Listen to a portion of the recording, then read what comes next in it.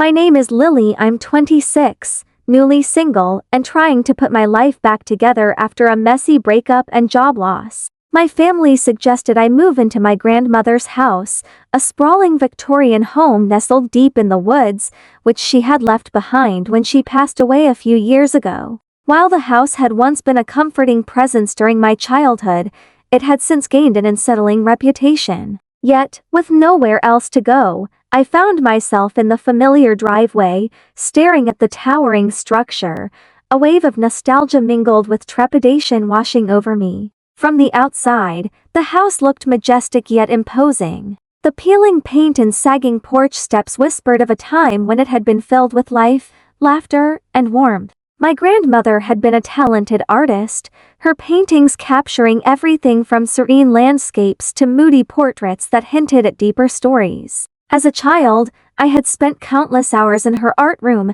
mesmerized by the colors and the tales they told. But now, the place felt like a mausoleum, filled with shadows of the past, and I couldn't shake the feeling that something was waiting for me inside. As I stepped over the threshold, the door creaked ominously, and a musty smell enveloped me. Dust motes floated in the dim light, and I couldn't help but feel like I was trespassing in a forgotten world. I turned on the lights, revealing faded wallpaper and old furniture shrouded in dust. Each room I explored felt like a ghost of my grandmother's life, yet something else lingered, an energy that sent chills down my spine. I tried to brush it off as nerves. After all, I was alone in a house that held countless memories. But as night fell, the atmosphere grew heavier, almost suffocating. On my third night, I was jolted awake by a scratching sound, faint but persistent. It began as a whisper, just below the threshold of my hearing, and quickly escalated into an insistent clawing against the walls.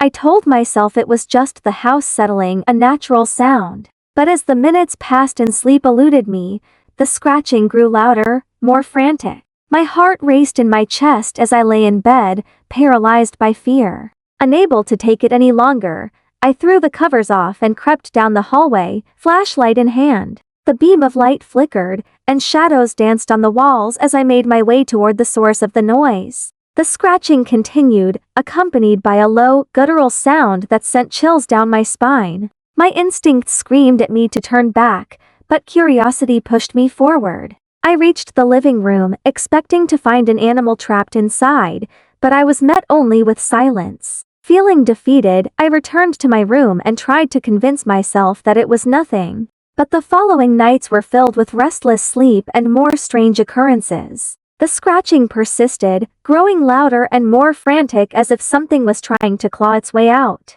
And always, just at the edge of my awareness, I felt a presence watching me. Shadows seemed to shift in the corners of my vision, and every creak of the house felt like a voice calling my name. One afternoon, I decided to confront the source of my anxiety.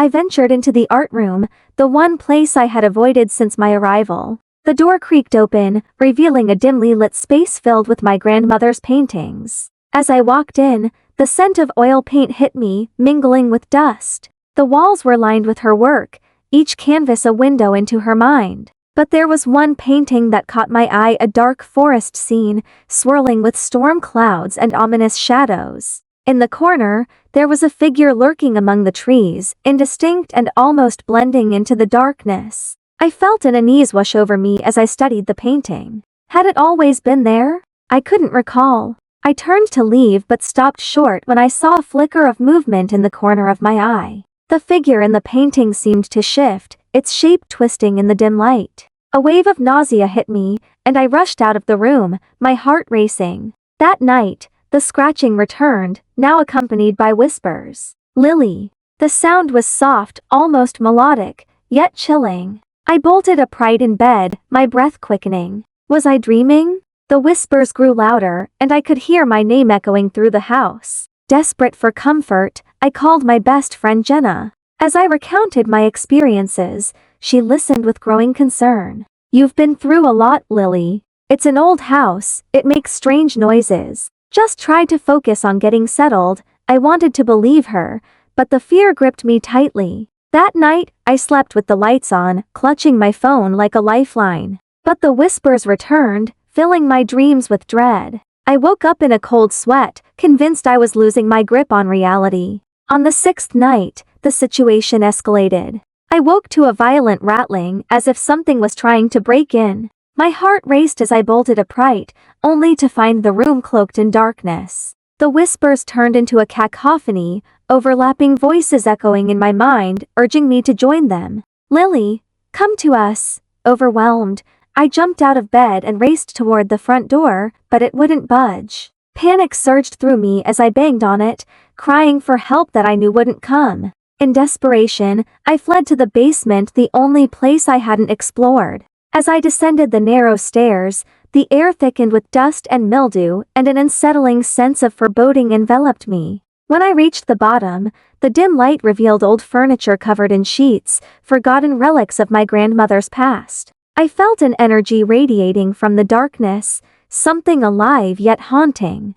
The whispers intensified, swirling around me, wrapping me in a cold embrace. I could sense the spirits trapped within, their energy merging with the house. In a moment of clarity, I knew I had to confront the darkness that had taken hold of me. I yelled into the abyss, "I won't let you take me."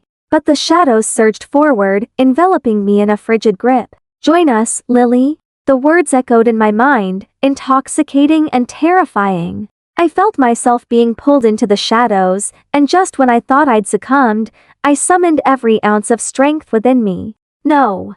I screamed, breaking free from their grasp. I rushed back up the stairs, adrenaline fueling my every step.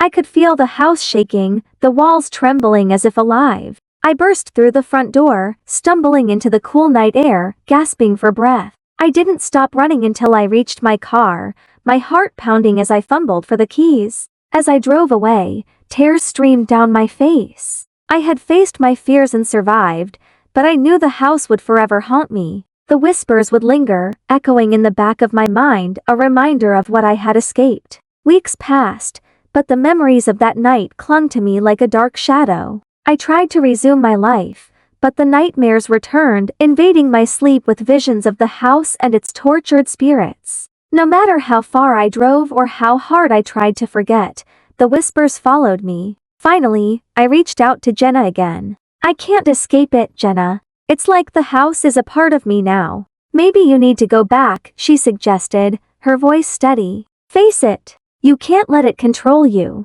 I felt a wave of dread wash over me, but deep down, I knew she was right. I had to confront the darkness once and for all. So, with trembling hands, I drove back to that old Victorian house, determined to reclaim my life. The moment I stepped inside, the air shifted, thick with an energy that sent chills down my spine. I made my way to the art room, my heart racing as I approached the painting that had haunted my dreams. The dark forest loomed before me, the figure in the shadows watching with hollow eyes. "Why are you doing this?" I whispered, my voice shaking. The house responded with a low rumble, and the whispers returned, more urgent now. "Join us, Lily." Taking a deep breath, I reached out to touch the canvas. The moment my fingers made contact, a surge of energy coursed through me. The shadows around me writhed, their grip tightening as if trying to pull me into their abyss. But this time, I stood my ground. "No!" I shouted, channeling every ounce of strength I had left. I refused to be a part of this. With a final surge of willpower, I tore my hand away, the painting rippling like water. The house shook violently, and the whispers turned into a chorus of anguished screams. I could feel the energy building, the shadows recoiling as if repelled by my defiance. Then, silence. I stood in the art room, panting, the weight of the house lifting from my shoulders. The shadows that had once loomed over me began to dissipate, leaving behind only memories of what had been. I felt a sense of peace wash over me, and the whispers faded into echoes of a story well told. As I stepped outside, the cool night air filled my lungs, and I knew I had finally broken free. I had faced the darkness and emerged stronger, unshackled from the past. Driving away from the house, I glanced in the rearview mirror, knowing that the whispers would always linger, but they were now just echoes. The memories of my grandmother's love would shine through, reminding me that even in the darkest places, light can still break through.